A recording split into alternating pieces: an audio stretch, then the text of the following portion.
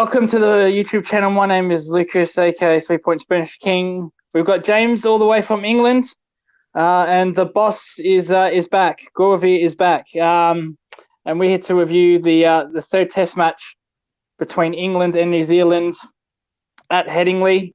Unfortunately for me, we will be talking about this match, but we want to talk about the series as a whole. England won the series 3-0, as I just said. But we will get on to the match.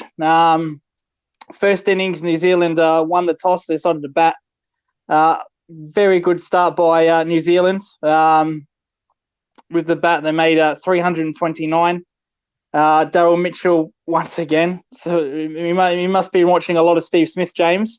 His third consecutive 100 in this series. Managed to guide, I was going to say Australia there, goodness me. Managed to guide New Zealand to 329. Your thoughts on that first innings? And we will say Jack Leach picked up a 5-wicket haul, a pick of the bowlers. So James, your thoughts on that first innings of New Zealand's batting? I've really loved this series. I think it's been fantastic for Test cricket. It's been great to see the positive cricket that England have played. New Zealand's batting first, I could understand why they did that. There's always been, I've seen probably most of my cricket in my time at Headingley, and often day one is where you can take wickets, and then days 2 and 3 it flattens out. Now there was weather around all the way through the Test match. The overheads, I think the actual pitch itself was a kind of par of 400 kind of track in the first innings, but the overheads and the ball moving around, when it got in the hands of the likes of Stuart Broad and Matty Potts and Jamie Overton, obviously with New Zealand having some terrific seamers as well. Trent Boult was incredible in England's first innings at the start. It was never going to be completely easy to bat on because it wasn't simple conditions. But you mentioned Daryl Mitchell there. Yeah, to average over 100 in the series, to score the most runs a New Zealander has ever scored in a 3-match series against England, and to go down 3-0 is bonkers, isn't it? You know, him and Blundell in that partnership throughout the series was a thorn in the side for England. They were just absolutely superb. They can get back on the plane, travel back to Kiwi land, very content with their own individual performances. Blundell's definitely nailed down that wicket-keeping spot. But I think during the series and in this first Test match, Latham hasn't necessarily hit his straps, despite being a really good player. Some of the top order haven't been in stellar form. Will Young's had a good second Test match, but Test matches 1 and 3 would have disappointed him. And Ken Williamson, obviously coming back after a long break, hasn't quite found his Test match form back. So I think it's the top order that's letting New Zealand down in the 3-match series. But just a final point before you move on. I think it's been a really incredible series, really, because I think we've had almost the same Test match played 3 times.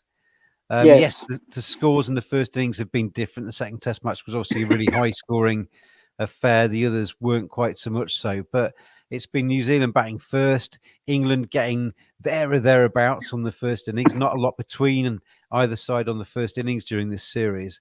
And then New Zealand setting England around about sort of 280 or somewhere in that region to chase down. First time a side in a 3-match series has done a chase of 250 plus in the 4th innings ever across 3 Test matches. So, I mean, I know you need quite a few things to fall into place for that to happen. The team obviously needs to be batting last all the time for that to happen. That won't always be the case. But, it's incredible series all round, I think. Bazball is here. And your thoughts on the young debut, Jamie Overton, who made his debut from Surrey, I believe, James.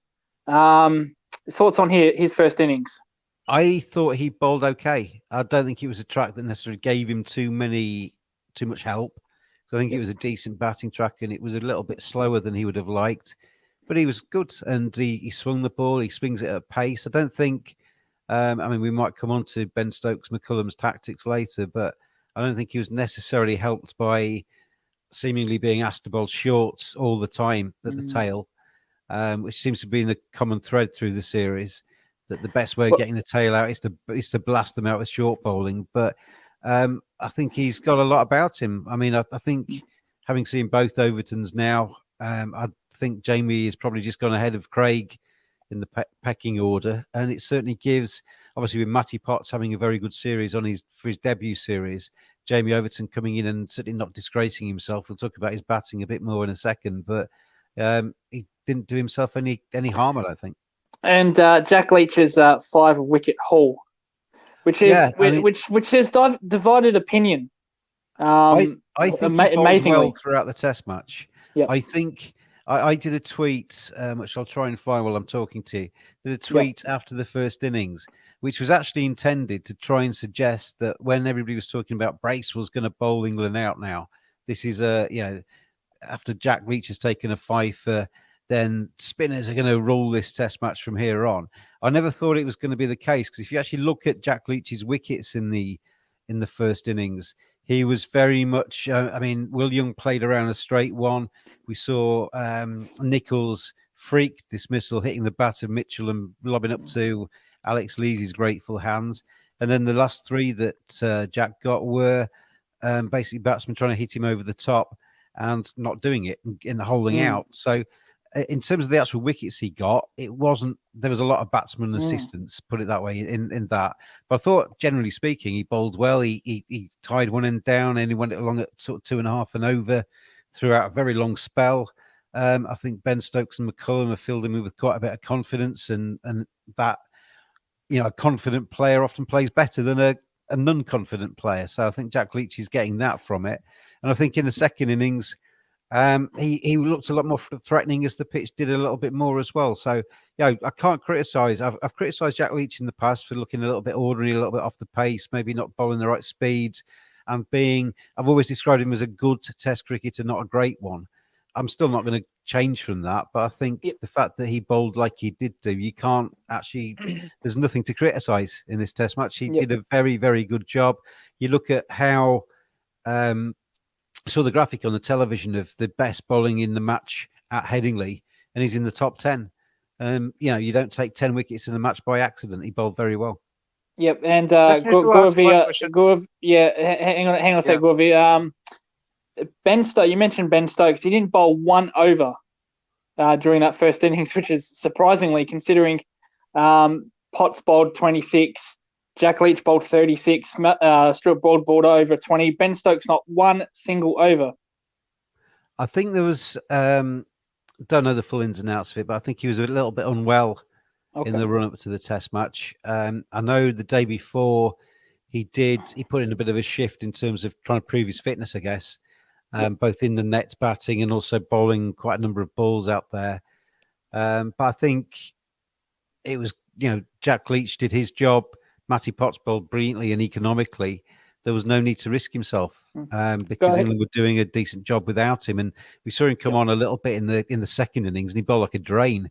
So I don't think, we all know that Ben Stokes is a phenomenal cricketer, and his bowling is, I think, probably undervalued. But on the evidence of the second innings, maybe they didn't do a bad thing by missing him in the first innings. He didn't bowl very well the second time around. Yep, go ahead, Goravi.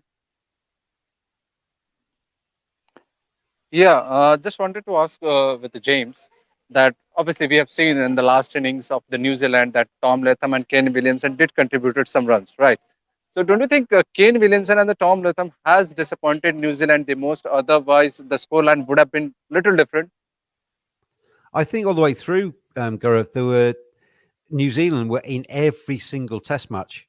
You don't need to actually tinker too much for probably all three Test matches to go a different route. We saw England at 55 for 6 when they batted, and the wheels had come off. All of a sudden, Bazball wasn't particularly great, was it? Because wickets were tumbling, and Trent Boult and Wagner and Southey were bowling very well with some help from the conditions. So I don't think you look through each of the Test matches. Probably, as I say, they were all three very similar Test matches, level on the first innings. Then England probably won each of the Test matches by putting in a decent chase and batting well in the fourth innings. Root at Lords, Bairstow at Trent Bridge, and then Root and Bairstow at Headingley saw England home across the three Test matches. But to get back to your point, I think the top order for New Zealand will be disappointing. I think a lot. a lot of those guys will get back on the plane and think, even if each of us could have just averaged 10 more across the series, we might even won the series. Could have easily been New Zealand 3-0 if their top order had performed. We all know how good Kane Williamson is. We all know how good Tom Latham is. They're both probably the two best batsmen.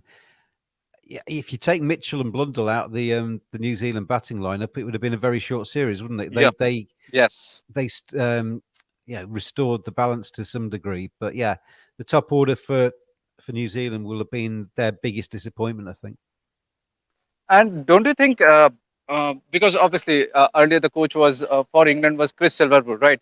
So England was a slightly different what do you call it, defensive team, and now after the appointment of Baz McCullum, and we are seeing like Brandon McCullum is the captain of this England team, because we have seen how Baz has captain New Zealand team once he was the captain, and he has that tendency just to attack, attack, attack. And after the appointment of Baz McCullum as an England coach, England playing Test cricket as obviously like an attack, attack, attack. Obviously, they are not as earlier that they used to be. That they were little defensive, like old, where obviously the Test cricket used to play. But currently, they just need to. They are just playing like a Baz McCullum style. So, don't you think Baz McCullum appointment had made a lot of difference to this England Test side? All the players seem to be full of confidence. I've seen them all interviewed, and they look like they're genuinely telling the truth when they're saying they're loving it. I think he's very good at going into a dressing room and making people feel important, making them feel confident and valued, and all of the things as people you want to feel loved and cherished, and sent out there with clear instructions and told to go out there, enjoy it, and perform. And that's the positive thing for a dressing room. Now, it's easy to say that. It's less easy to actually do that and go in there as a new person and instill that confidence. We saw very early on during the Lord's Test match, a number of people, even before that had started, were saying they felt 10 foot tall. And he's been true to his word. Stokes has been true to his word. Whenever they've had the opportunity to be positive, they've taken the positive route. I do think, though, that people maybe misunderstand Bazball, as it's become known. I don't think, I've seen Piers Morgan in the English press. I've seen Michael Vaughan, Kumar Sangakkara, a number of other pundits have said that, this is the time now to bring Jos Buttler in to open in Test cricket. This is the time. Moeen Ali is an attacking player that would fit brilliantly into this side. Sam Curran got a century for Surrey today. That is he's exactly the sort of player that Brendan McCullum would like. Well, I mean, we've talked to Michael on the podcasts after each of the Test matches so far, and listening to Michael and reading up myself on Brendan McCullum and seeing what he's actually about. I don't think it's not all about teeing off and attack. That isn't what it's taking. When you face with at all stages during the Test match, you're faced with decisions to make, you're faced with different challenges. And I think the route that McCullum likes his team to take is just to get the best out of themselves. He sits down and gets to know them and talks about an Alex Lees, for sake of argument. He's never going to be Gary Sobers out there. He's not going to hit sixes in an over and go along like a Ben Stokes does. But it's about knowing his role, leaving positively. When he commits to a shot, playing it positively, believing in himself and getting the best out of himself. And that same thing goes to all of the players all the way down the 11. It's not about go out there, shoot your eyes, swing and hit sixes. And I think maybe Ben Stokes has taken the Bazball too far to the extreme. Because he's holed out on occasions. I thought Bairstow's innings in this Test match was as good as I've seen him play.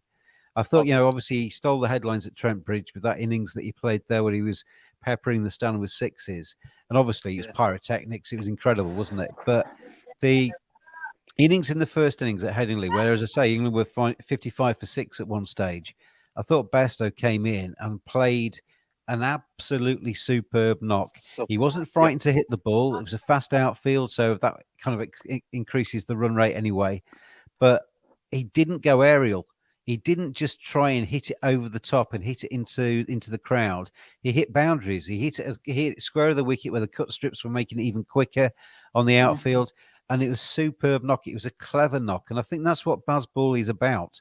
Brendan McCullum wants his players to be positive. He wants his players to believe in themselves. He wants his players to go out there and attack when they can, but he wants them to engage their brain. He wants them to go out there and be sensible while still attacking, not just to throw their wicket away for the sake of it, but to go out there and believe in themselves and use the attacking option when that is available to them. And that's a different thing than sticking 1 to 11 of white ball cricketers in there, just go out there and swing from the hip. Yeah. Just Johnny Bairstow has arrived as a test player, right, James? He arrived years ago. He faded away in the middle of the moment. He certainly is. And you'd have been the actual awards for the test match. Jack Leach got man of the match for this Henley test. Joe Root was named the England player of the series, and Daryl Mitchell was named, quite rightly, the New Zealand player of the series. Now, you can argue Root deserved it. He scored loads of runs and he was brilliant, but Root was doing Root, wasn't he? He was doing what Joe Root does. Whereas I think Johnny Bairstow in test matches 2 and 3 was doing the exceptional. He was doing things that were, bearing in mind after the first test match, there was a lot of talk on social media about should they turn away from Johnny Bairstow? Should they go elsewhere? Harry Brook was lurking in the background, and Bairstow's basically told them to shut up by his performances on the pitch. He's been absolutely superb, and I would have thought there was a definite reason to name him England's player of the series after his knocks in the last 2 test matches. But you say he's arrived, but I mean, you only have to go back to that tremendous year where, remember that stand in Cape Town when him and Ben Stokes went bonkers. He scored more runs in that year than any wicket-keeping batsman had done in the history of Test cricket, I think.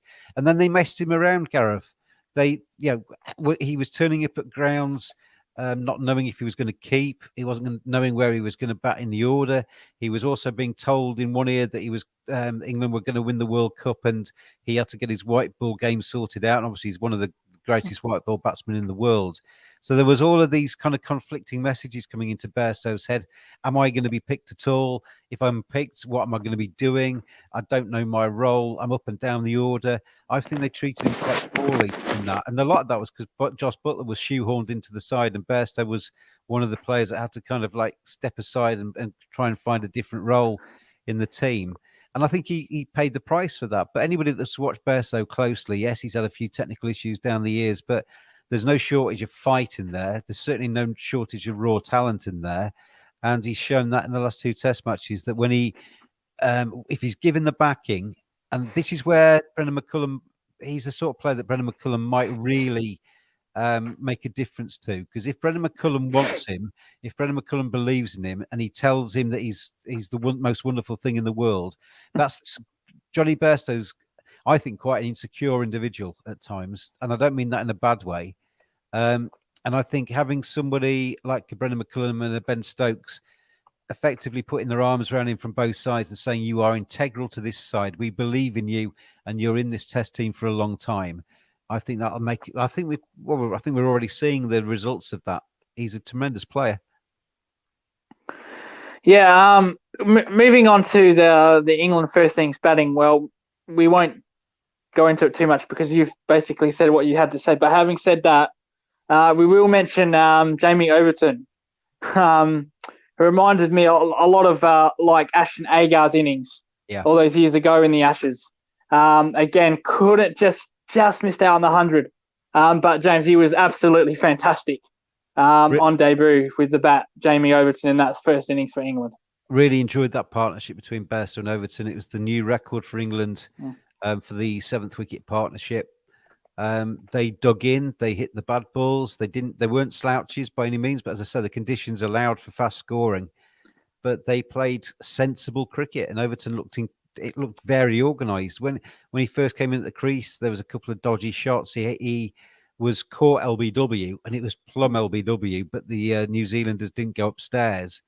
And if that had happened, and all of a sudden England had been something like 60 for 7, then the test match would have turned out completely differently. The reviews, I like DRS because it's to get rid of the howlers, to get rid of the real stupid bad decisions, so that people get reprieve. But I do think the one thing I don't like about it is that captains are being judged on their umpiring, and that's not what you are made a captain for. Yeah. And Kane Williamson not going upstairs for that decision possibly lost in the Test match. And I'm not sure your captain should be umpiring the game, but you're kind of giving them that role by giving them 3 reviews.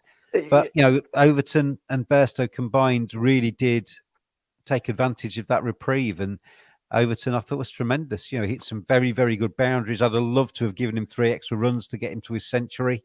Yeah. He deserved it, and you could see how disappointed he was when he got out. But it was nice to see Bairstow chase after him and put his arm around him. And apparently, he said to him, "Soak this up, enjoy the atmosphere, enjoy the applause you're going to get because you deserve this." And I don't know whether he's going to ever beat that 97. He looks like he's got the game that he could do in the right circumstances. He could get more runs down the line. But we've seen plenty of people have an innings like that and never get close to it again. So, but he's been averaging 50 for Surrey this year. He's got 1 first-class 100 before, 120, and he is. I think he actually reined himself in quite a lot in that innings because, from what I gather, I've not seen a huge amount of Jamie before, but from what I gather at Surrey, he is a little bit of a biffer. He likes to swing. And he didn't do that in that innings because he didn't have the platform to do that. Yeah. So he played within himself. So we may see a few more. If England do have a platform in the future and he comes in at number 8, we may see some faster runs from him. But I think all in all, given the conditions weren't necessarily completely in his favour with the ball, and he made 97 with the bat, there's been plenty of worse Test debuts, haven't there? Well, you mentioned not many people get that close anymore. We just mentioned Ashton Agar. Ashton Agar has never, ever got that close. No. When he made that, I think it was 97. I think it was actually 96, I think. Was it 96, 97? I remember Alex Tudor, the former Surrey bowler who's now does a bit of commentary. He got 99 in a Test match. Can't remember what year that was. Sometime in the 90s, I think. And at the time, he was coming into the side. He was bowling quite well. He showed his worth with the bat by scoring 99. And you're thinking, it's a shame he's out, but he'll get another chance. And then it had injuries and never hardly ever played again. So there's no guarantees in sport. Well, Jack Leach, another one of those players who made that 90 against Ireland, has never came close since. Well, he got a beautiful one against some team once, didn't he? Oh, okay. Yeah, that's it's incidental you bring that up on the same ground they did that, James. Yeah. Just nicely clipped it off his hip and just ran down the other end. Yeah, I think I don't need to be reminded what happened 2 balls before that. I always like to get this in at some stage on our chats. Yeah, you do. Yeah, I don't think I could have. I was supposed to do this show that night, and there's no way I did that show. Trust me. You're being very kind to England there, James. You said 5 for 55. They're actually 6 for 55. And then we do it the right way around in England. 55. Oh, okay. Okay. So it's a bit like the miles per hour, instead of kilometers per hour. Yeah. Or the stone, we do kilograms. Take them down under and reverse them. Yeah. Exactly. The proper way. Not the American way. So England made 360, mainly thanks to a wonderful innings by Johnny Bairstow and to Jamie Overton. New Zealand had their second innings and really needed something from their top order. And to a certain extent, Tom Latham got them some runs. Kane Williamson also looked good and got New Zealand into a very strong position. And then, as we mentioned earlier before, Jack Leach came on, did very well. A lot of debate about Jack Leach's bowling, but picked up 10 wickets in this match. 2 fivers in each innings. Daryl Mitchell, as he does, and Tom Blundell made 50s each. And it set England a very tricky task, James. Mind you, they've done it twice, lightning strikes twice, and they did it a third time. But your assessment on the fight back from England when Daryl Mitchell was set, Tom Blundell was set, and we're looking at both the hundreds here, really pushing that lead up to probably 400. But a good fight back from England, especially Jack Leach. I think getting Mitchell out was huge for England because he's obviously had an incredible series. Yes, Matthew and Potts, I think that was. yeah, and him with Tom Lundell at the other ends, they've just been, their partnerships through the series have been absolutely superb. Yeah. So that was a huge wicket. We've seen some late order kind of resistance from New Zealand during the series as well, with the likes of Southies and Bolts and stuff getting a few runs, and they didn't quite do that in the second innings at Headingley. So the fact that the lead going into the final innings was it 296 to win England needed, wasn't it? I think, that's correct. So yes, which is top end. Any chase of 300 on the final day, or the final innings, day 4-5 is notoriously historically problematic. But England, it's bizarre, Lucas, because I've watched cricket for decades, and going back. A chase of 300 in the final innings for if you went back into this kind of like the Atherton, Hussain kind of era, I don't think they'd have even thought about the possibility of winning. No. It'd have been about batting it out.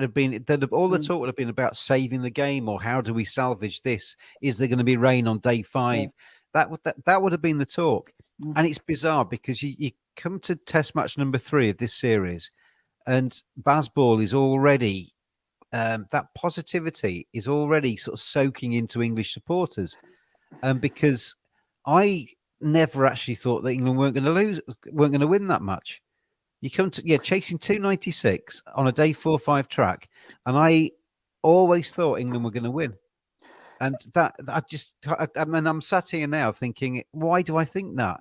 And it's because all of this positivity is being spouted by the players. Stuart Broad was asked, whatever New Zealand get, we're going to chase it, whatever it is. And they believe it, and they believe. Brendan McCullum sat them down after the before the chase at Trent Bridge and said, like, the draw's off the table kind of thing. You either win this game or you lose it. If you lose it, so be it. We're going to play the right way. But if you lose it, fine.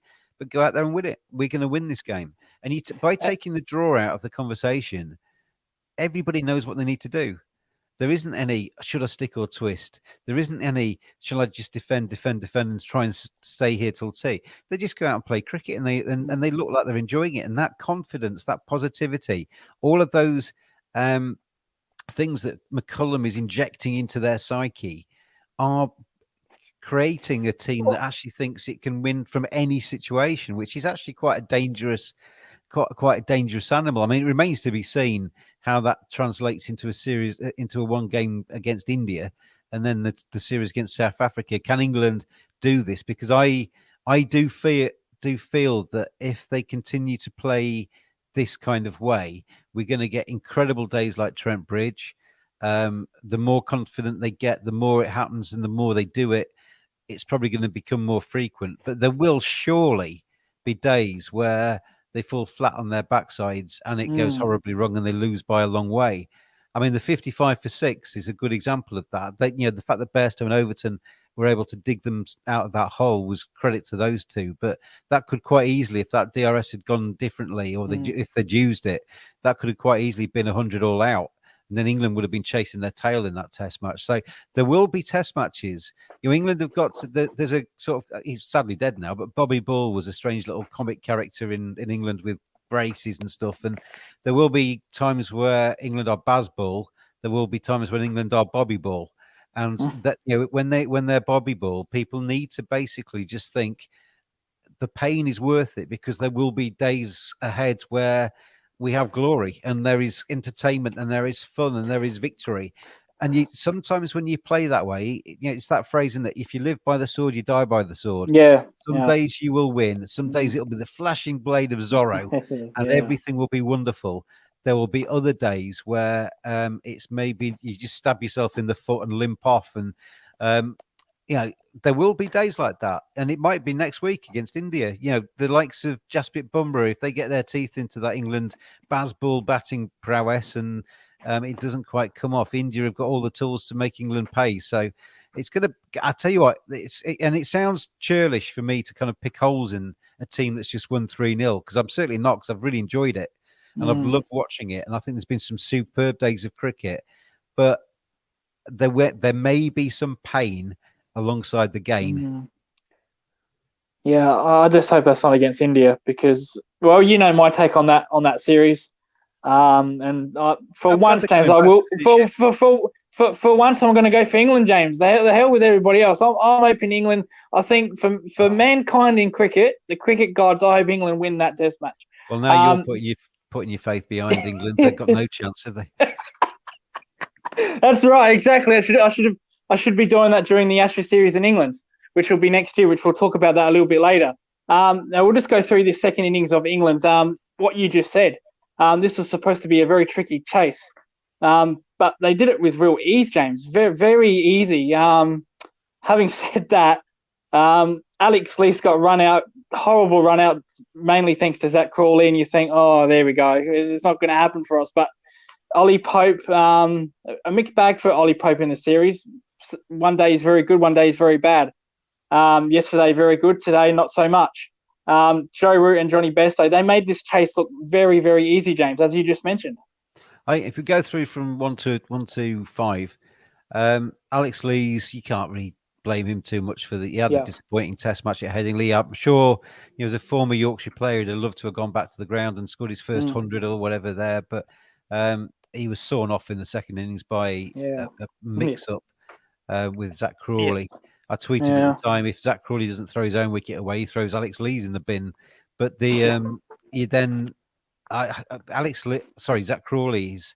I mean, how long we got? Because I could go on about Zach Crawley forever. But take your time.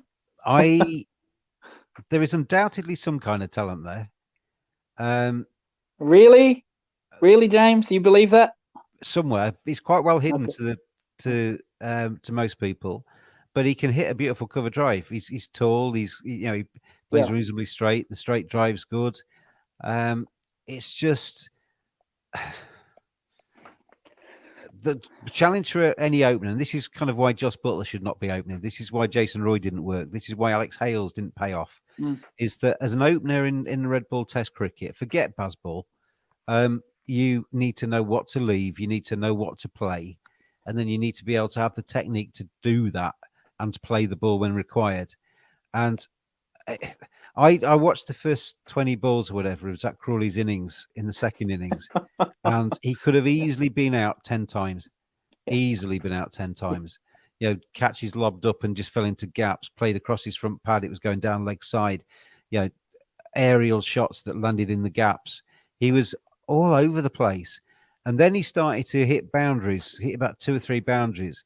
And it looked like he was basically, it was almost like the frantic cornered animal. I'm going to have to try and claw my way out of this because kind of batting a bit more sensibly just isn't working for me. So he hit some big shots and a few came off. And then with Bracewell, they changed the field on the offside. The commentators on the TV were talking him through his dismissal because they basically said he's put the catcher in on the offside. He's going to lob it up there, going to try and tempt the drive. He plays aerially through the offside, got a thick outside edge, whatever, it bubbled up to extra cover, and he was on his way. And I just can't understand. I think it's actually not fair on Zach Crawley to keep picking him because he's trying to learn how to play Test cricket or how to play top level cricket in the glare of 24 Sky cameras from every single angle, with everybody talking about him, trying to find his way. There comes a time where you've almost got to put him out of his misery and send him back to Kent to just kind of work his game out and to come back stronger. I think there's a Test career ahead of Zach Crawley. I think there's probably another 50, 60 Test matches in him. But he's got to work out how he's going to get those Test matches. And at the moment, he's being gifted Test caps and he's not actually, he doesn't warrant them. And it makes me wonder if he knows where the bodies are buried or whether he's got pictures of Rob Key or whether what he's got to blackmail the selectors with, because he doesn't warrant the place on performance. Now, Brendan McCullum came out after the Test match today and said they don't expect him to be consistent, but he's got talent and they're excited by him. Well, I'm sorry, but your opener, your batsman has to have some kind of consistency. I tweeted that and somebody came back and said, well, he's consistent, meaning that he's always out. But that's not the consistency you're looking for. As an opener, as a top 3 batsman, and you mentioned Ollie Pope. I'll bring him into this. I think Ollie Pope's had a brilliant series because in the top 3, in England, especially when the ball's doing a little bit, and you've got the likes of Trent Bolt who know what they're doing with that ball.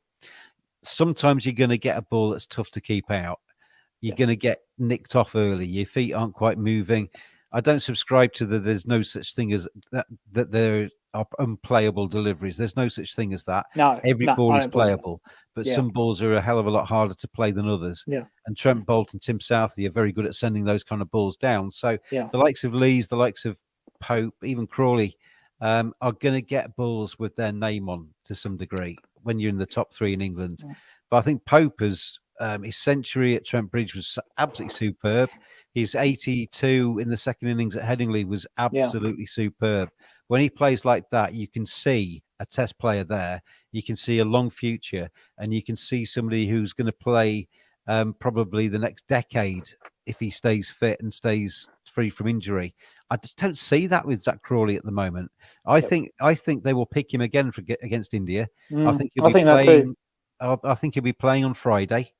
But then I think they make the decision. I think after the India game, they have to sit down and work out whether it's actually cruel, whether actually the RSPCA or something is going to come and actually prosecute them because it's cruelty to an animal out there in the middle if they continue to play Zach Crawley out there in the middle. Because I think I don't know what he's actually gaining at the moment by being publicly humiliated, and it's becoming that because he just looked all at sea in that second innings at Headingley. He looked all at sea. He didn't know what he was trying to do. He didn't know what to play. He didn't know what to leave. He didn't know whether to attack. He didn't know whether to stick or twist. And in the end, it would look like an absolutely confused and muddled mind. And he needs to go out. He needs to get some confidence back and work it all out because he seems to be the only person in this England squad that hasn't benefited so far from the change in regime. Brendan McCullum seems to have sat down with everybody else, and you can see some kind of progress with everybody and the team as a unit. You can't see it with Zach Crawley. Well, we want to get away from this match and talk about the series as a whole, but as you said, England did this very easily. 7 wickets, taken 296, if you don't mind. It's 296, and they won by 7 wickets. And they win the series 3-0 whitewash, which probably no one would have predicted, James. Now, as a series as a whole, as we just mentioned, the top order, the openers specifically, have really struggled. You just mentioned a whole lot of Zach Crawley. Alex Lees played a little bit, no better. It wasn't horrible, but it just didn't work for him. You'd think this would be the breakout series for him to make some really big runs. I think he made some runs in that second test match, I believe, was it the first, where he made a 70 or 60? Yeah, but apart from that, nothing really substantial. Now, of course, he got run out, unfortunately, by Zach Crawley in the second innings of the third test match. But what do you do with those two openers, and who do you bring in? Is Sibley the answer? Is Burns the answer? Is Compton the answer, who I like? Mind you, hasn't played enough first test cricket. Who do you replace with those two? Alex Lee stays for me. Yep. If I was the chairman of selectors ahead of this Indian Test match and then South Africa to come, I'd sit Zach Crawley down and I'd say, Zach, there is a future for you. We want you to go back to Kent, go back and work on your game. We'll send our batting coach down periodically to kind of come and chat to you and work out where you are. And we send us videos, whatever else, and we're going to keep in touch with you. We're not just going to chuck you away, but we need you to go and get sorted out. You need to work out what you play outside off stump.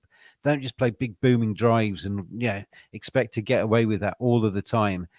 Get your head in the game, get yourself sorted out, work hard on this, and then we'll take it from there. But India, not for you, Alex. Not for you, Zach. Alex Lees, I think, yes, he'll be a little bit disappointed that he hasn't gone on to make a few of the starts he's had in Test cricket pay and go on to make a big century. That's the thing that's missing. But I can see enough in Alex Lees to know we can see where his off stump is. He plays a few ugly shots at times. He plays some terrific shots through the offside at times. I think I'd keep Alex Lees at the moment. So that leaves one vacancy at the top of the order. And for me, it's a straight shootout. And I haven't got a huge leaning either way here. You either go back to Sam Robson, who is playing very well over the last 18 months for Middlesex, has had a previous dalliance into the England team, scored a century. I think it was at Headingley, but wasn't able to really kick on from that. But we've said before, I think sometimes going back to somebody that knows what Test cricket actually, has experienced it before, knows what it's about, knows what's required, and has gone away and got themselves better. And I think he's a better player now. I think Sam Robson, wouldn't have anything against him coming into that top order. The other one, I think it's a straight shootout between Sam Robson and Ben Compton, who obviously Zach Crawley's teammate at Kent. And Ben Compton has been churning out runs and averages nearly 70 in first class cricket. Plus that, I think he made that 100 against New Zealand as well. Yeah, small sample size. He's not played a huge amount, despite the fact that he's 28, I think now. But obviously, if you're averaging 70 in first class cricket against some good attacks along the way, you're not doing too badly. So, I think it's a shootout between those two, and to join Alex Lees at the top of the order. Maybe even pick a squad where they're both in it. You make your assessment after you've seen them for a couple of days in the nets or something like that, and see how they fit into the team ethos. But I think they've got to change. I just think it's cruel. I've already said I think it's cruel on Zach Crawley to keep going like this. We've seen with Zach Crawley as well. Even if he scored 100 in the next Test match, we'd probably then expect another 20 innings where he doesn't score, because he has these spikes where he suddenly looks like he's cracked it and then doesn't score anything from it. So he's got some deficiencies there that he needs to sort out, and England need to back him to sort that out. And in the meanwhile, bring Ben Compton in, Sam Robson in, and it may be Zach Crawley never comes back. Because if one of those two openers makes the mark and Alex Lees makes his mark, and at the moment England's middle order is pretty full. There's plenty of candidates, and Harry Brook waiting in the wings, etc. Maybe you never get your chance again, but that's just that is international cricket. It's not a charity. You're not giving out caps like confetti. You earn your right to play for England. It's an honour to play for England. And at the moment, Zach Crawley is not fitting the bill for me, so he would move on. But I think Ollie Pope, there's enough there to suggest that he's worth carrying on with this experiment with him at number 3. He's got a century, for goodness sake. So he stays there. Maybe if anything, James, a little bit more consistency from bad to good cricket. Just a little bit of consistency. Yeah, you say bad, but when you get a ball that swings in at you from Trent Bolt and you're not used to batting at 3, then you've got to get your head around that, and it's a different role, and it's one that you learn. I said to you right at the start of the series that if Ollie Pope made a couple of 20s and 30s, that might be enough. Because this is a long-term project for England and Ollie Pope. This isn't just about this series against New Zealand and you got to win as the series. This is about him finding his feet at number 3. They've told him they believe in him. They told him he's not going to get dropped. And you can see the confidence that's coming from him. And everybody that bats, like I say, in the top 3 is going to get a brutal ball that's tough to keep out at some stages. But when you get your start, you then make it pay. And you can't really criticise Ollie Pope. He's had 3 Test matches. He's got a big century. Got an 82 in the second innings in the chase at Headingley. I think he's ahead of where I expected him to be at this stage. And to the bowlers side of it, we know England have got a lot of injuries. Mark Wood's injured. Jofra Archer's injured. Ollie Robinson is injured. Has Matthew Potts done enough to make him want to play in the Indian Test match? Has he done enough? Bearing if Robinson comes back, or if Wood comes back, if Archer comes back. We know Archer won't come back. I'm just hypotheticing there, James. Has he done enough in this Test series, Potts? He's done more than enough for me. The positives from this England side. Ollie Pope, yes, definitely massive positive. Finding his feet and looking like a Test player. Matty Potts, absolutely brilliant. He's come in from Durham. Durham have done a tremendous job because he's not a product of the England age groups and the Lions. He's come directly from Durham after early season wickets, and he's looked like he belongs right from the start. You come down as an alien to watch this 3 Test match series. You would not know it's Matty Potts' first 3 Test matches. Hit the ground running at Lords with a load of wickets. Maybe just wasn't quite exactly the same at Trent Bridge in the second Test, but I thought in both innings at Headingley, he bowled economically. He probed away. He knew what his plan was. very few loose balls, took wickets, took important wickets, and really does look like a Test player. So, I don't think, if you give him marks out of 10, he's easily an 8 from this 3-match series. Which easily. we will with all the players. As we just said, we're going to do gradings for the England players. Actually, just before I do, because I do want to move on, your thoughts on Kane Williamson's captaincy this series? I think very pedestrian, very average. I think Kane looked a little bit off the pace. Yeah, all over the place. Yeah. As a batsman, he's a player that I love watching. He's so well organised. He's got time. He's there, Joe Root, and he just didn't seem to be up to speed a little bit. I mean, it was his first series since November, I think it was last year. He didn't have a great IPL, so mitigating circumstances, he's finding his feet back. I've heard a lot of people suggest that maybe he might drop a format now, but then the flip side of that, I've heard people say he loves cricket and he will play as much as he can and he won't want to sit out. So you're gone. So I mean, I don't see, but yeah, I think captaincy wise as well. I mean, obviously Latham came in to captain at Trent Bridge, and I think he lost it as well. All that short Bairstow on that final day was just ridiculous. All Bairstow kept doing was hitting the ball for 6. So it was almost like, here you go, here's some runs on a plate, Johnny. But yes, I don't think from a leadership side of things, New Zealand had a great series from either Latham or Williamson. I seen a lot of Steve Smith in Kane Williamson, and what I mean by that, it doesn't seem he has the passion anymore. Now he could have put in a huge. You don't agree? Okay. Absolutely not. Yeah, I know him a little bit. I've met him twice at Headingley when he was playing for Yorkshire. I think he's just, everybody looks different, and you don't need to basically be a Ben Stokes banging your chest and a big bright red face to display passion. Kane Williamson shows it in a different way. He's more measured. He's more like Joe Root. He's a little bit more laid back. I understand that, and what I mean is, I'm not saying Kane Williamson's going to fall off the absolute cliff and start stinking up the joint. What I meant by that is, Steve Smith admitted that, sometimes he loses concentration more often than not now compared to what he did in that Ashes series. And every time I come on here, I feel like I'm bashing white ball cricket. But I just don't think he had the right preparation. He played the IPL. He hasn't played a lot of Test match cricket, as you just said. He's played 0 Test match cricket lately. He goes to the IPL, doesn't do well there. I just don't think the preparation was there. Now, the counter argument is that Trent Boult had the same preparation. Went to the IPL. Kane just came from the IPL. Johnny and Trent Boult was unbelievable. But not to bash IPL, which I seem to do every show, and I get in trouble for it. IPL's great. IPL, Daryl Mitchell, Johnny Bairstow, Trent Boult, as you say, all came from the IPL, all pretty much hit the ground running, and all had very good series. Daryl Mitchell had the series of his life potentially, so you can't blame the IPL for that. I mean, Kane Williamson at the moment is coming back from injury.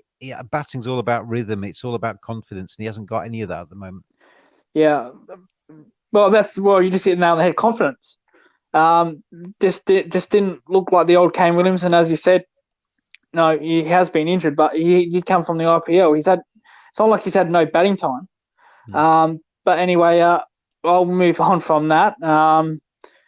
Because Kane Williamson, I'm not from where Kane Williamson is, from New Zealand. I've got my own problems. Just on the bowling of New Zealand, Trent Boult was unbelievable. Probably the pick of the bowlers, but the other bowlers, Tim Southey was a little bit disappointing. He was also taking over 250 Test wickets. Your thoughts on his series? Southey, I don't think he bowled badly. There was a couple of times where he had a poor spell. Yep. And in a series where England were flying along at 5 and over, you can't afford to have a poor spell because you get made to pay. I thought today actually it was role reversal, because I thought Trent Boult was awful today, and Southey put the good spell in. But as a rule of thumb, Trent Boult just bossed the scene all the way through, and he's a tremendous bowler. I thought Wagner made a difference. I thought he came in, and I like his up and at 'em kind of approach, and he's a fighter, and he gets involved. I think they've missed Jameson being fit throughout the series. That's a big blow. And I don't think, I mean, Michael's not here to talk about New Zealand, but I totally agree with him. By the time we've got to the end of the third test match, why is Patel not playing in that team? Because Bracewell, he looks like Steve Buscemi, but he's, he came in, had a half decent debut at Trent Bridge. Awful at Headingley. His bowling just was not consistently good enough. England decided to take him down, and he had no answers. Ajaz Patel on that Headingley surface on days 4 and 5 might have been quite a handful. Bracewell wasn't, and they missed not having a top line spinner. Okay, so review England, as we just mentioned, England win 3-0. So the player ratings, we'll just go through this quickly because we do want to move on to some bigger picture, the Indian once-off test match, the South African series. So Alex Lees, I'd give a 4 to. Okay. Zach Crawley? -10. No. You can if you want. I'll give him 1. Yeah. He doesn't deserve any more than that. I think that's just the participation award. He Ollie signed Pope. in quite nicely in the visitors book. Exactly. Ollie Pope. Ollie Pope, I'd give a 7. I think signs are good with Ollie. Okay. Joe Root. Rooty gets a 9 because Rooty is Rooty and Rooty is marvellous. Yep. Average series for Joe Root for me. And an average series these days is a 9 out of 10. Yeah, exactly. Johnny Bairstow. I'd give him a 9 as well.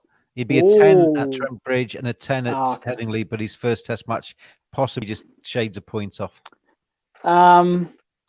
Ben Stokes with a combined of bowling and batting. Ben Stokes, I would give, if we're giving a score for how he played, he gets. Let's just give him a score for his bowling and his batting and his captaincy. So all 3. Bowling 7. Yep. Batting, threw it away a couple of times, 7. Yep. Captaincy 9. Okay. There's always room for improvement as a captain. Everybody will tell you that. But I think as a first series, he didn't do too much wrong. Yep. Ben Folkes. Folkesy, I thought we had a very good first and second test match.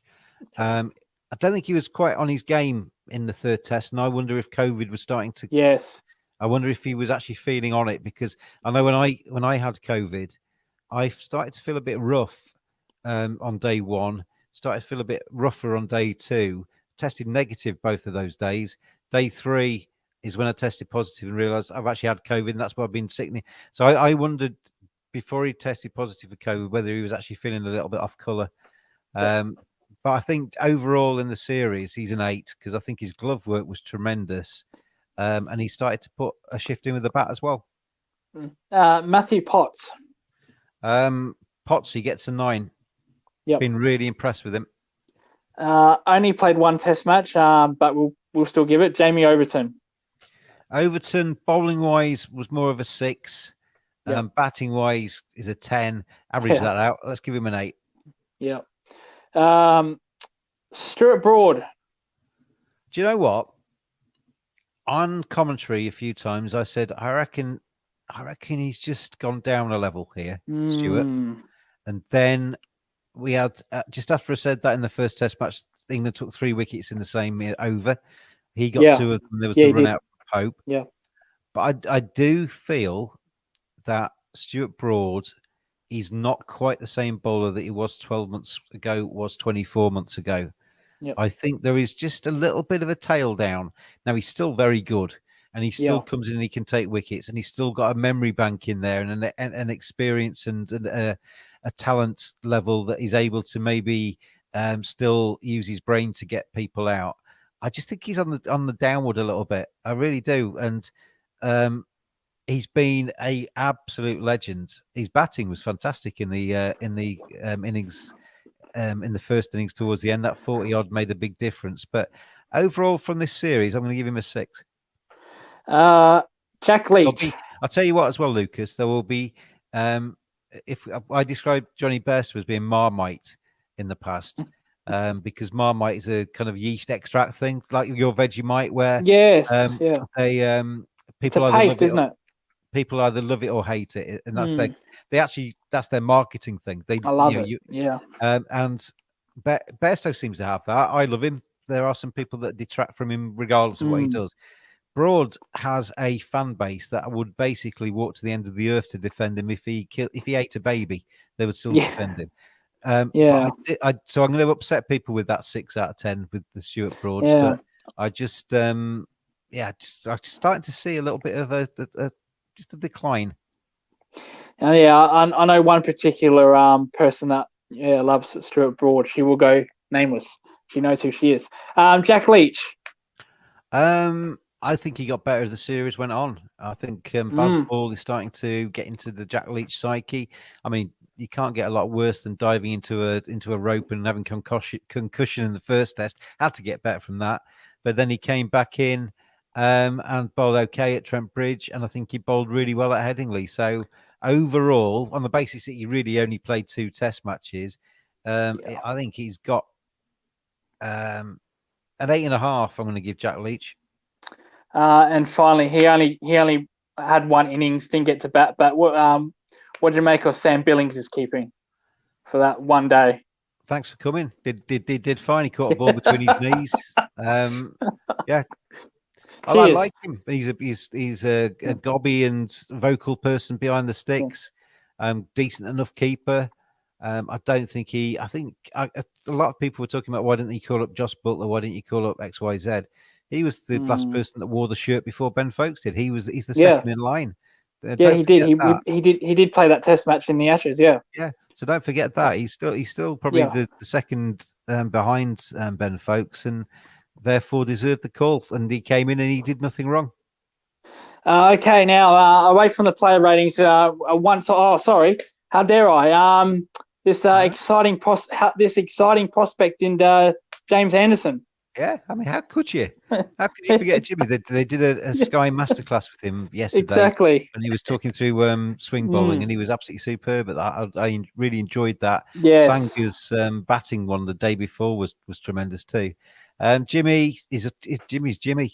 I don't see a decline in Jimmy that I see just starting to happen with Broad. I wonder if he can go on till he's 50. He's starting to talk. I mean, they're in the chat around that masterclass. He's got, was he 561 test wickets at the moment?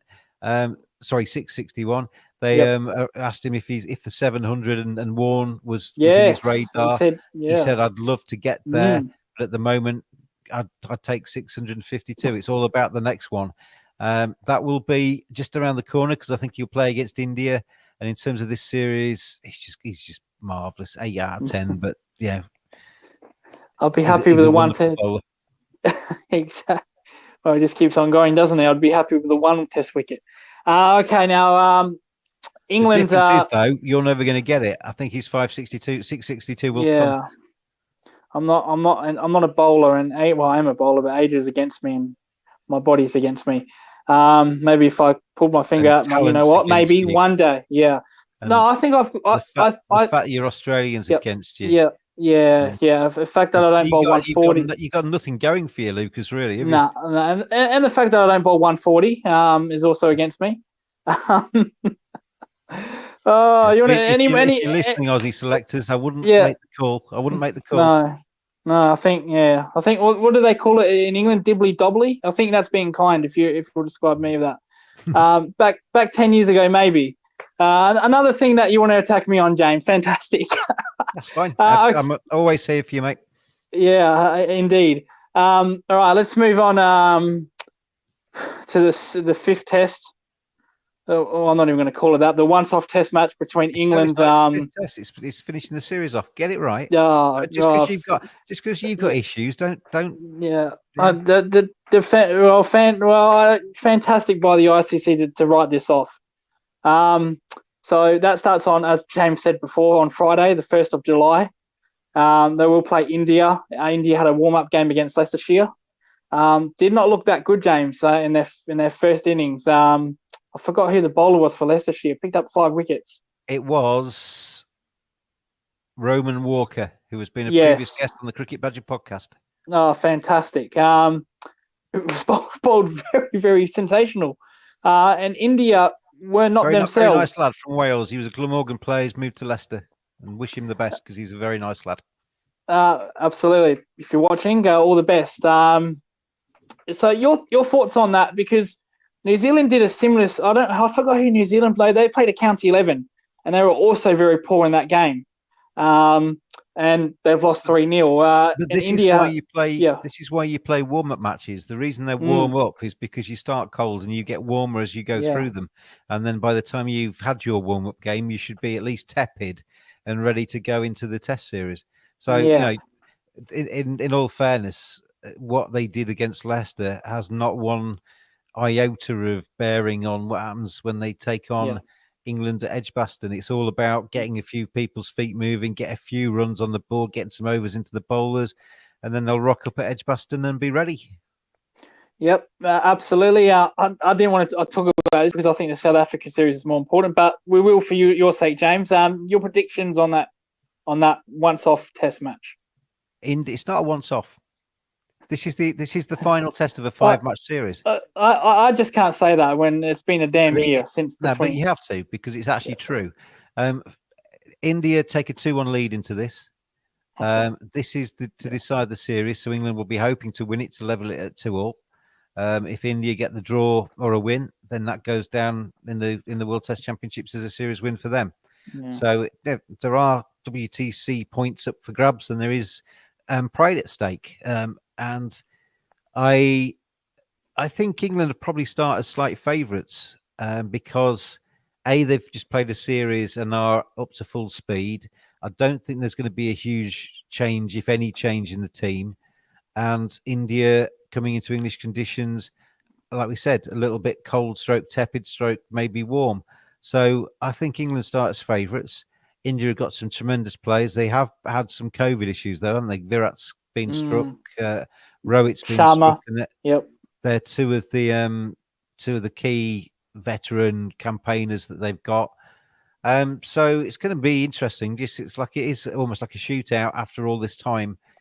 And you can't be happy with this, James. Surely you can't be happy with this. You can't be happy how it's taken almost one. I understand that India had COVID during that time, but make it 1 year. Yeah, that's not right. When are you going to put it back into the calendar? Because, Lucas, Australia may have been sat on their backsides, not touring and not doing anything, but England have had wall-to-wall cricket ever since. And India have had plenty too.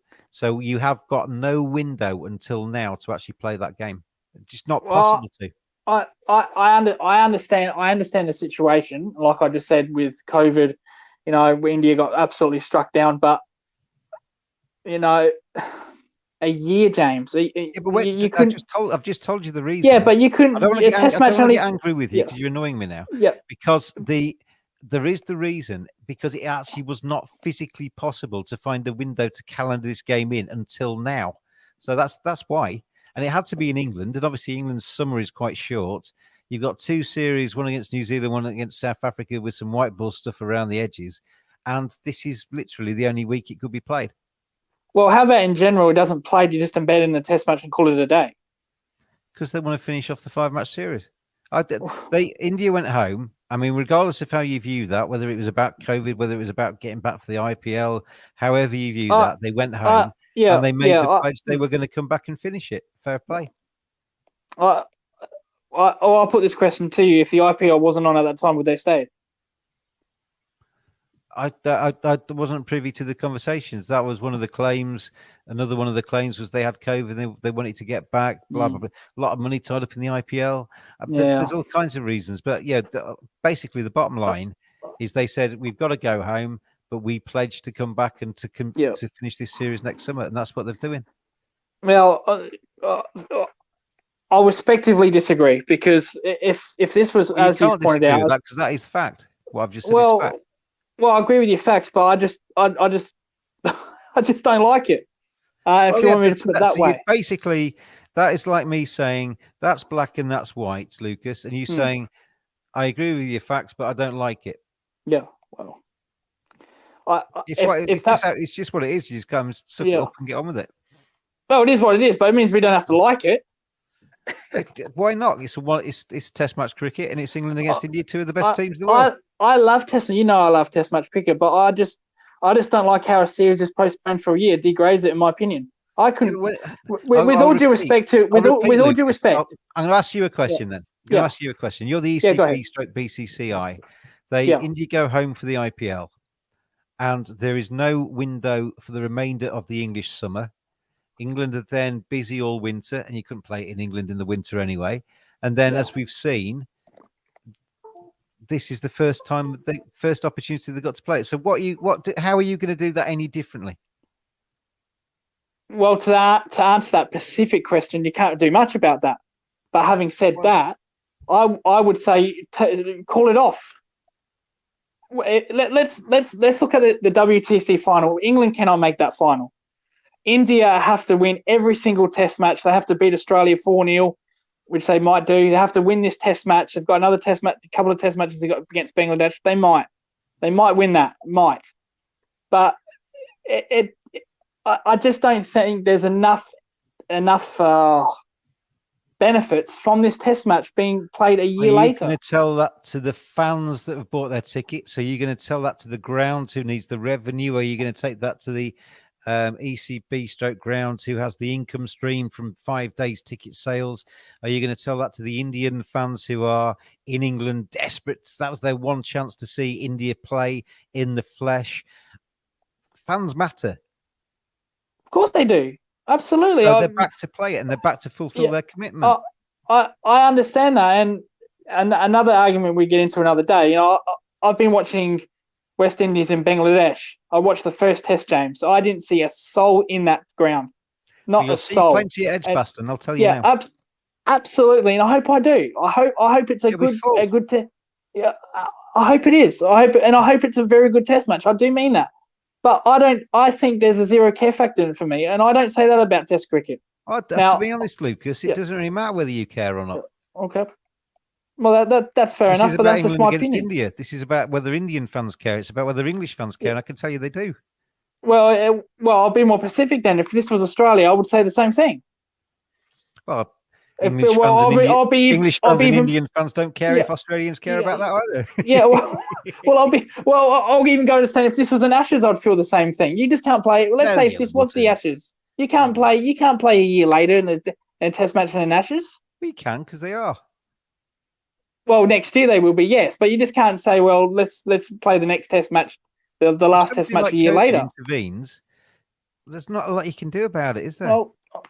Well, you can abandon the Test match. No, you can't, because as I've said, fans have bought tickets. The ground needs the revenue. The ECB needs the revenue. There is play South Africa there. In an England-India series, India's got 1.4 billion people. The TV rights cost a lot of money. Tickets cost a lot of money. All the commercial deals that the ground, etc., has signed up with people to have around the ground cost a lot of money. There are people invested in that Test match happening. They couldn't play it last year. They can play it now. Let's get on with it and enjoy it.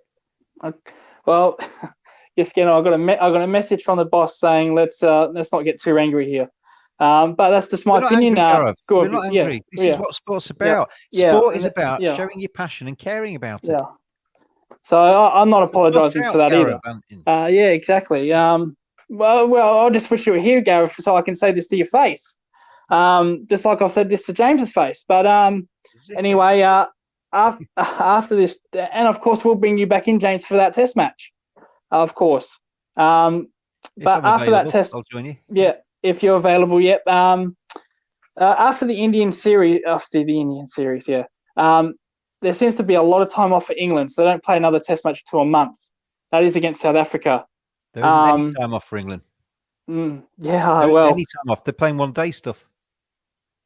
Oh, they are. Sorry, my bad. Oh, they're playing. T20s against Australia. Don't get me started on them. Is it T20s in Australia? No, there's T20s against India, one-day internationals against India, and then the same against South Africa before the South African Test start. Like they did with the Netherlands. Do not get me started with that. I think I've had a gut full. Just because you're an angry person, it doesn't mean nobody else cares about these matches. Well, no, it's not that I didn't. I don't know if you saw my tweets, so I don't know if you follow me, but I mentioned some tweets with the England and Netherlands game series. Great that Phil Salt, is it Phil Salt, made 100. Great that Joe's Butler made 100. Great, all these players made 100. I just thought that benefited nobody, that game. Absolutely nobody. Why? James, a team that makes 498. Come on. Well, against a lower ranked opponent. It just crept past the 481 against Australia, didn't it? Yeah. Well, I understand that, but that's Australia, James. Australia were pants that day, and England flogged them to death. Well, they were pants that day, absolutely. But I don't think conceding a record's a good thing. But 3 matches against England on Netherlands soil, the income that gets that association, that cricket board, the fact that those guys can test themselves against Joss Buttler and co.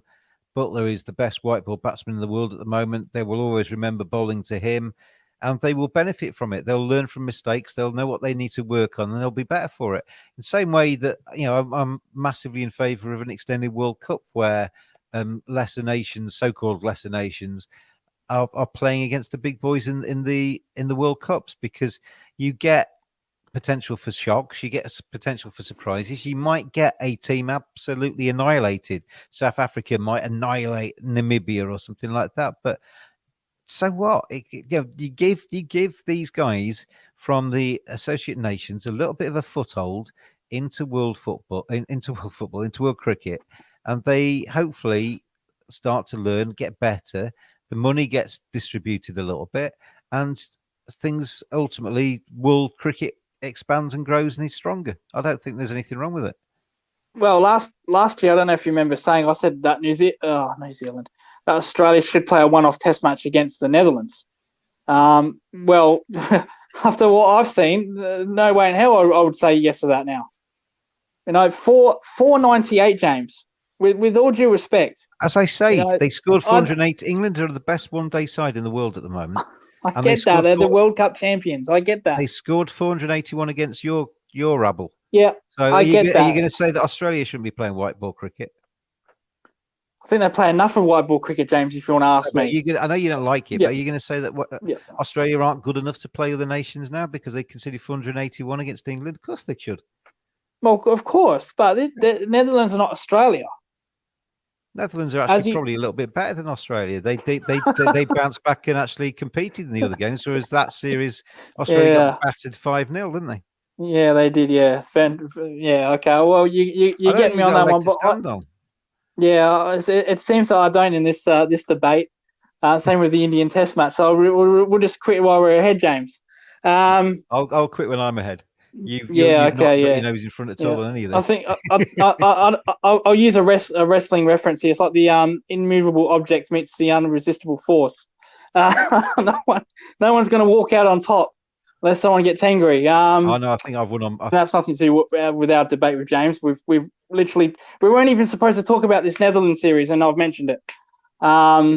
Just to get us back on track, to finish off with, in conclusion on the New Zealand series, I think New Zealand are a good side. They might be just going into a little bit of a period of transition, but got some very good players, and with the likes of Mitchell and Blundell and obviously Latham and Williamson, etc., they got the nucleus of a very good Test batting side, although they didn't necessarily click into gear in sync during these 3 matches. Yeah. But I just think, final point, it's been an amazing Test series. There's very few times where England meet New Zealand where it's not a good match or it's not a good series. They seem to rub off on each other and produce thrilling games. And I mean, it's almost like you wish you could play them every month, because they are such good matches. And obviously with England's new hierarchy, getting off to a 3-0 start is a very positive start to Key, McCullum and Stokes. It's been superb to see Joe Root smiling again, because he did look drained in West Indies, and he looks like he is back to his impish, cheeky best. And I just think it's been a superb advert for Test cricket. We've had 3 terrific games. The weather has actually got better as the series has gone on, apart from today. And it's a series I remember quite fondly because I think it's been brilliant. Well, I agree with. I've calmed down now. Had my tantrum, but you mentioned that it's always a good series between New Zealand and England. Probably going to calm up now again and start. What I see with these series a lot of 2-3 Test series. Is it about time we extend those series? Do you know what? I actually think that every Test match series between any nations should be a maximum of 3 matches. I'm happy to leave that there, James. I think for once on this stream, I agree with you 100%. I've been dying for that for many years. I've been tweeting the ICC, falling on deaf ears. I think when Netherlands take on Australia, that should be a 3 Test match series. And I think when England take on New Zealand, it should be 3, and all the way through across the board. I think we put too much stock in the Ashes. It's a terrific series. It's got history and everything else, but England against West Indies is tremendous. England against India is tremendous. They're all tremendous. So just play them all at 3 Test match series and stack in as many as we can. The blasphemy that just came out of your mouth about the Ashes. Do never downgrade the Ashes, James. That is the pinnacle of our sport. Oh, the blasphemy you just said. Really, it starts to annoy me when just after an Ashes has been played and there's still 24 months until the next one, and you see journalists sort of say, in the run-up to the Ashes, England are going to be playing New Zealand and India and South Africa, blah, blah, blah. It's not anything to do with the Ashes. No, we play New Zealand because we want to beat New Zealand. We play India because we want to finish off a 5-match series and quite rightly finish it off and win and get back to 2-2. We want to play South Africa because they're reborn a bit in the Test arena and they're going to be a real challenge. Go to Pakistan, and that's going to be a really tough trip. All of these series in their own right are brilliant cricket series. It's got nothing to do with the Ashes. Yeah. And it's not just the England and Australias and Indias. I believe, how many times you see Sri Lanka play New Zealand or Pakistan play New Zealand, 2 Test match series. It's like, well, we don't really care about this series. Let's just give them 2 and be done with it. Yeah. I think that devalues Test cricket because I was going to mention this to you. With the Bazball. Okay, they've brought in McCallum's tactics. He was predominantly a white ball player. Now, he adapted that into the red ball game where he destroyed my Australia and made the fastest ever 100 that day. But, I still think there's a place for patience. Now, I'm not saying that this Bazball will work or it's the wrong tactic. I applaud attacking Test cricket, don't get me wrong. But I just don't want to see a point where T20 tactics, another bee bashing of white ball cricket, employed into Test game, and I think that's coming into a little bit with England, James, in my opinion. When you say that Brendan McCullum is known for his white ball stuff, how many Test matches? Don't look this up. How many Test matches did he play? I'd say probably 60, 70. Played 101 Test matches. He scored a triple century. He made 6,500 runs. That's an average just shy of 40. He was a tremendous Test match player. Now, obviously, he tagged on, was multi-format, and he starred in the IPL, and he starred for white ball, and he captained New Zealand in all formats. But he played 101 Test matches. He understands what 5-day cricket is about. Absolutely. He knows that it can't just be what some people are interpreting Bazball as being go out there and swing. You have to have openers that can actually see off the new ball. You have to be sensible at times. But Bazball is about choosing the positive options when you can choose them and when it's sensible to do so. Engage brain, engage talent, and be as positive as you can in the circumstances. Well, let me ask you this, and we'll call it a day. If the Ashes were this year, they are going to be next year in England. How would that tactic go? Well, no, that's not fair. Let me say it this way: if Brendan McCullum was the coach last year, going into last season's Ashes, how would England go?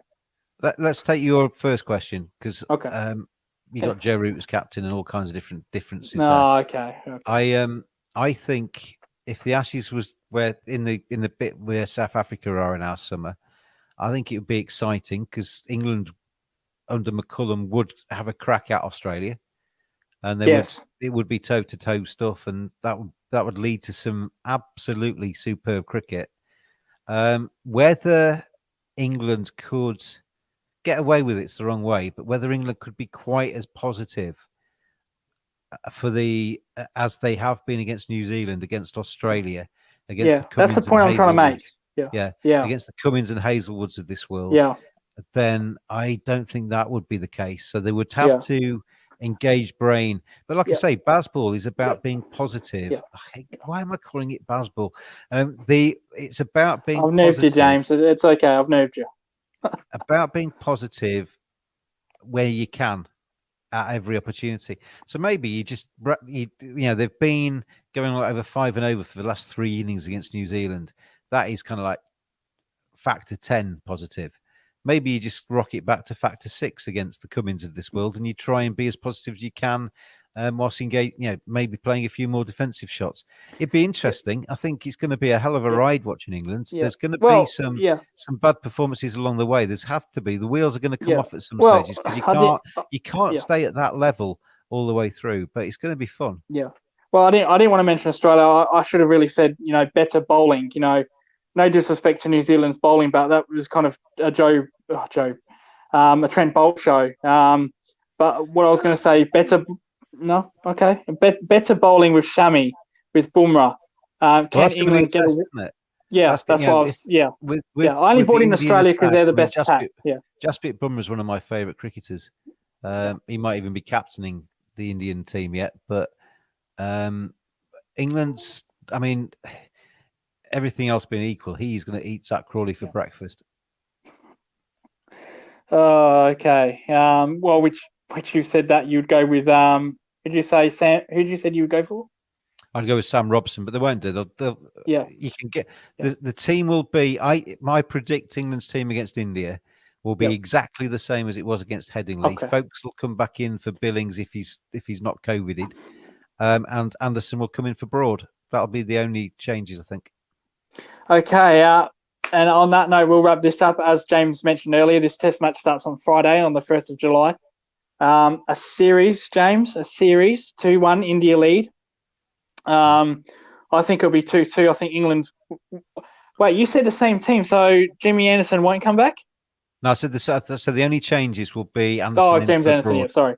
Yeah, this is what happens when you don't listen. When you're rated, you don't listen to people. Bad me. First test. Well, the fifth test match, India lead 2-1, 1st of July. James, very spirited debate today, but I think that's just two people that love Test cricket. I just think as well, you know, you've played the matches, the 4 of the 5 Test match series. They've left us wanting more. We've had to wait a year for it. Now it's here. It's like Christmas has come again. Yeah, and that it's only one Test match after waiting that long is a bit disappointing. But anyway, James, I'm sure people are going to get the rough end idea that, this is a spirited debate. They've both kicked off. That's not the case. I love Test cricket. What's happened, though, is that they've got the one Test match to finish the series, and then India is staying on for some white ball stuff, which obviously earns some cash for everybody and makes everybody happy. The coffers are full. Marvellous. Yeah. Well, as I said, Friday, we'll talk about that again. You're always welcome. I'm here. I always do want to talk about your opinions. But having said that, I might not be there depending what Australia do against Sri Lanka. Because you think I'm heated now. I could go absolutely bonkers and not even Rory. Can I just say about the Australian team? I really want to see Glenn Maxwell do well. No, I do not. That's wrong of me to say that. If Glenn Maxwell made big fan of Glenn Maxwell. Yeah. Well, we're out of time, but I'll make a little prediction here. I don't mind Glenn Maxwell playing Test cricket, but he has played no Sheffield Shield cricket for 3 years. Does not want to play, not interested. I think that's a huge kick in the guts to players like Sean Abbott, Moses Enriquez, who worked their guts out at Sheffield Shield cricket. Sean Abbott was in the team of the season. And to Glenn Maxwell, who played no Sheffield Shield cricket, to get the nod over him, I think that's a huge kick in the guts. I absolutely totally agree with you. I was only doing that to wind you up. Yeah, I know that, can't James. say I can't go against that after suggesting that Adil Rashid, Moeen Ali, Joss Butler, if they're ever going to be entertained in the England Test team again, should have to play some Championship cricket. So I totally agree with you. Yeah, I'll say this now when we're in the show. I will never put down an Australian batsman, bowler, or player. If Glenn Maxwell is picked, I will support him. But damn it, he better do something. If he goes out the blaze of glory, thinks it's a T20 against this is tough conditions, James. Very tough conditions. Now England did it last year. Well, I'll be more specific, James. Joe Root did it last year. It was just the Joe Root show. He was the difference, and we need someone like. If it needs to be Glenn Maxwell, then so be it. But someone like Steve Smith or David Warner, who haven't got the best record on spinning tracks, David Warner, Steve Smith does. It's just a very crucial series because I'm sick of losing outside of Australia. Has Marnus got his carpet down with his tin bits stuck to it again? I think he might. Well, they're like two peas in a pod, Marnus Labuschagne and Steve Smith. I think they might get to that embarrassing levels where they've just booked the same hotel room and just shadow bat for 6 hours into the hotel room with each other, like Steve Smith does. But anyway, so I wish I had time for that. Trust me. So Australia, do not even think about losing this first Test match because I won't stand for it. I'm sick of losing away. James knows this. We had a good chance in England, and then we went on the absolute drink and lost the fifth Test match and got embarrassed, which didn't go well with me. Well, I've got to be honest, Lucas. I've got to be honest. You're supporting England against India, but I think I'm supporting Sri Lanka. Oh yeah, that's fantastic. You may switch around, but I can't.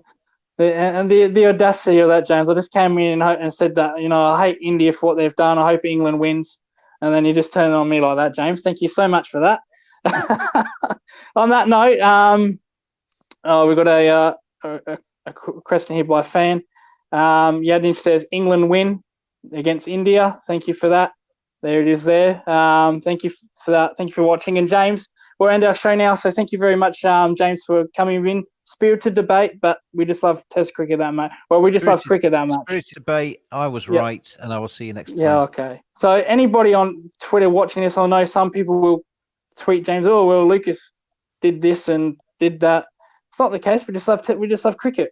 James, thank you. The people watching it know that you just bully me. I end these chats with you look at this. in floods of tears, mate. Honestly, I spent the last week in counselling. It's horrible, everybody. Honestly, talking to Lucas is painful. Well, it would have been painful. It was painful during the Ashes, James. They were good times. Let's bring those again. Let's not wait a year. The hell with it. The hell with this series in India. Let's just play the Ashes now with the Baz ball. Let's get on with it. I don't want to wait a year.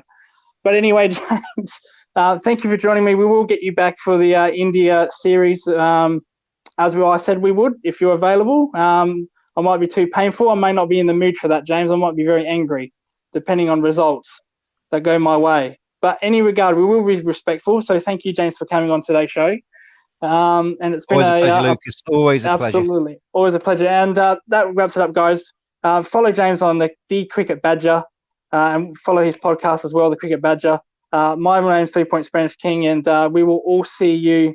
Me and James will see you at the end of the Indian Test match between England. Thank you. Goodbye.